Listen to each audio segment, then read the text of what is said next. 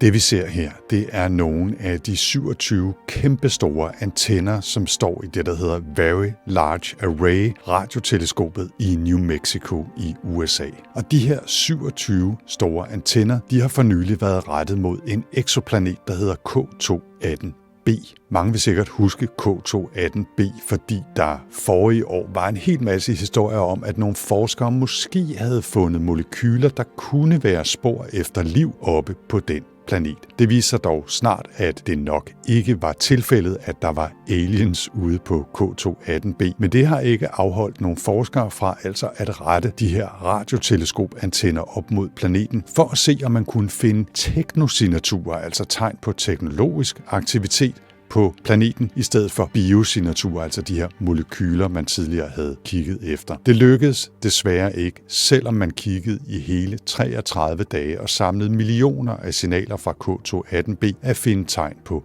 teknologisk avanceret aktivitet deroppe. Forskerne siger dog, at alt det her arbejde slet ikke har været forgæves, for undervejs har man udviklet helt nye metoder, som også kan hjælpe os i fremtidens jagt på intelligent liv andre steder i universet. Følg os for meget mere rumsnak.